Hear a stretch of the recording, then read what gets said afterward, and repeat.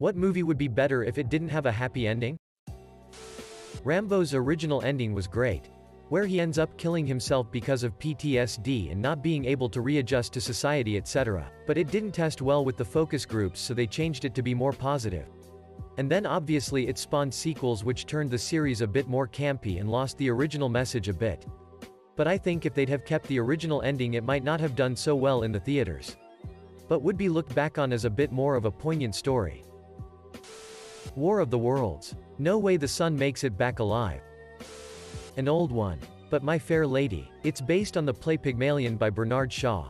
And in that version Eliza realizes Henry treats her terribly and she deserves kindness, so she leaves him. The musical, movie version is the complete opposite of that and annoys me more than it should. Hancock. That movie was so good until that bullshit love story was slapped in there. Legend of Sleepy Hollow with Johnny Depp. The last 20 minutes of the film tie up all the loose ends, but they don't match the atmosphere of the rest of the film. The Inbetweeners 2 with the boys dying in the Australian outback. Butterfly Effect. The cliffhanger ending and bittersweet ending are better than the happy ending, as it's alternative ending movie. It makes more sense with the overall plot. The Golden Compass. The movie specifically made the ending a happy one, deviating from the source material in a major way. The Hobbit. But not in the way you think. The big issue with those movies is that they focus too much on the ring, when in reality, it wasn't super dangerous at that point. The whole point was that Gandalf doesn't suspect anything yet.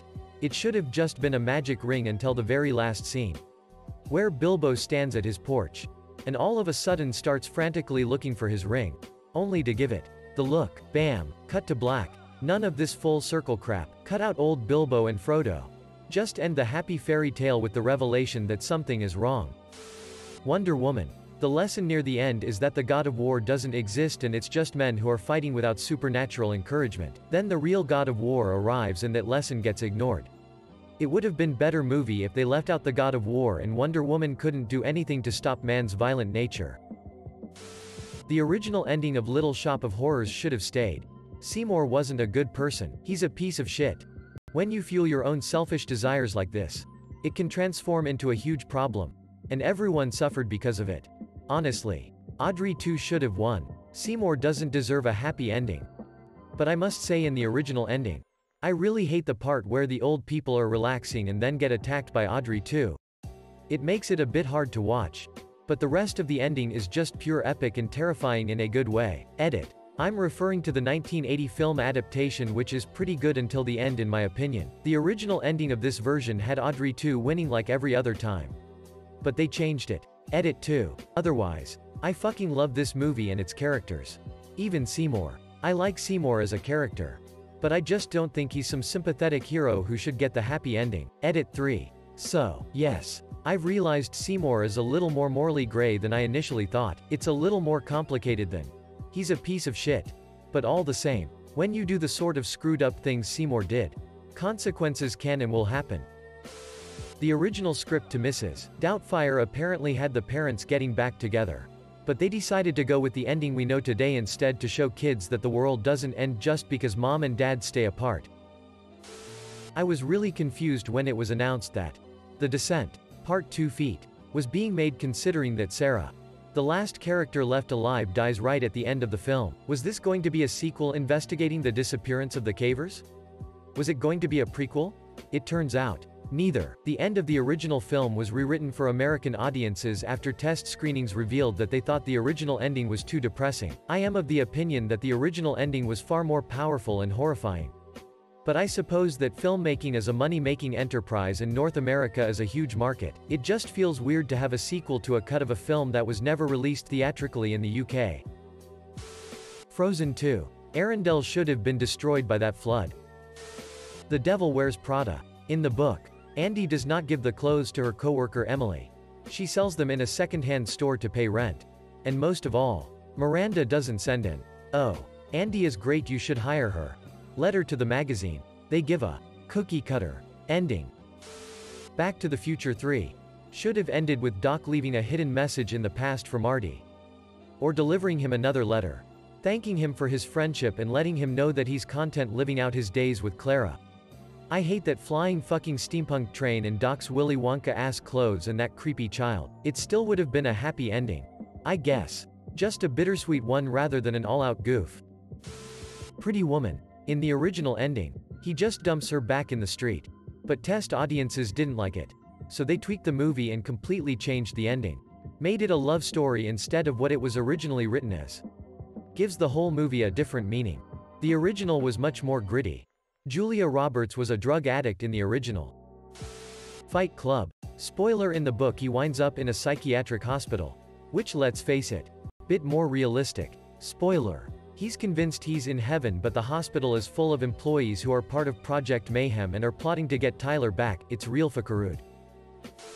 This may seem dumb, but in Frozen 2 I hated the ending. The entire movies felt like it was lost, and then right at the end when stakes were finally there and something could have been lost.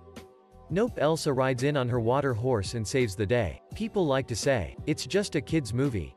Relax. Whenever I bring this up, but plenty of kids movies and TV shows have dealt with this kind of stuff and many are still loved to this day. Imagine how cool an ending would be where after the kingdom was destroyed we get a small montage of the citizens of Arendelle and the Lost Forest working together to rebuild the kingdom.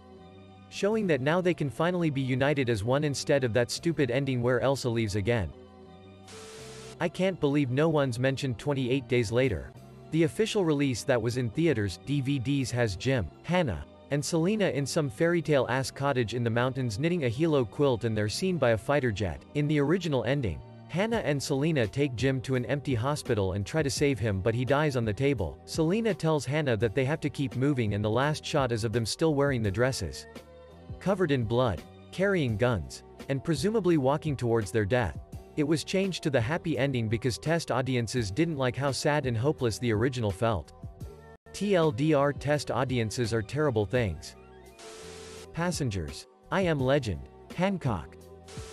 There needs to be more movies with the bad guys winning. Willy Wonka and the Chocolate Factory. Charlie and Grandpa Joe blatantly ignored Wonka's request that no one try the fuzzy lifting drink. The only reason Charlie was able to relinquish the gobstopper was because he was the only one to evade catastrophe. He, more so Grandpa Joe, were no more deserving for the empire than the other kids. Obligatory. Breakfast at Tiffany's. The ending of the book was that Paul lets her go.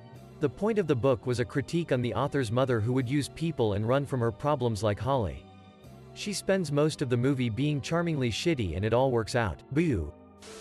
Grease. Nobody needs to adopt a whole new persona for their lover. Be your own person, damn it. Law-abiding citizen. It wasn't happy, but the bad guy certainly didn't win. You could argue he did because Fox said, "I don't make deals with murderers anymore," and walked into the sunset. But what a load of shit.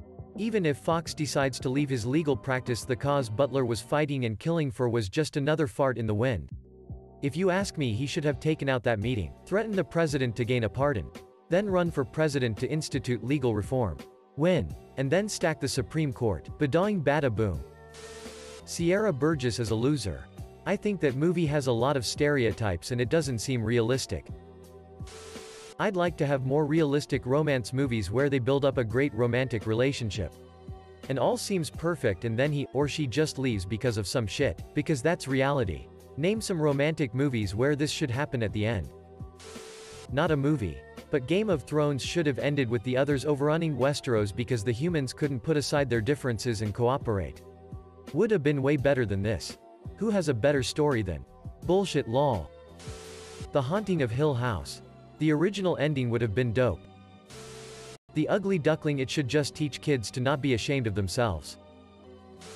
The recent Mortal Engines movie shat all over the ending from the book to make a happy ending instead. Not only is this a stupid way to treat the story we've loved for decades, it completely runs any chance for a sequel as the rest of the story sort of relies on what happened at the end. Mind you, that film has a lot of problems. I'll never understand why scriptwriters are given a story. One that's won multiple awards, fans across the globe, and had gained enough interest to make into a movie. And think, I can do this better. Completely changing characters, events, and the story. Artistic license is one thing, but most scriptwriters are not award-winning authors and have no business changing things so drastically. Harry Potter films had the same problem, albeit with less drastic changes. I love The Ritual. But I felt like the ending could have been a bit darker. Still a good ending, but the sense of inescapable doom was kind of undone in the last minute. Can I say Harry Potter? Books or movies? I'm a fan of dramatic bittersweet endings, so I would have loved for Harry to actually die in order to defeat Voldemort, the ultimate sacrifice. I know, with the explanation of the magic protection his mother gave him, the survival works. But it seems kinda too easy if he survives again. You know? I kinda like the idea of a tribute to him after the war. Like a big painting of him in Hogwarts or something. Edit. Okay, so. First, thanks to all the people who corrected me about the mother's protection. And for reminding me of why Harry's death would mess with key details in the books. Dumbledore not being awful because he knew Harry could survive. Harry not dying because Voldemort used his blood to come back. Harry being the master of death. Conclusion, I need to reread the books. Edit. Also, thanks for the awards. Even though I don't feel worthy of them now. It's all good lol. Thanks for the replies everyone. Passengers. Chris Pratt dying and leaving Jennifer Lawrence with the decision of being alone or waking up another person from hypersleep would have saved that movie.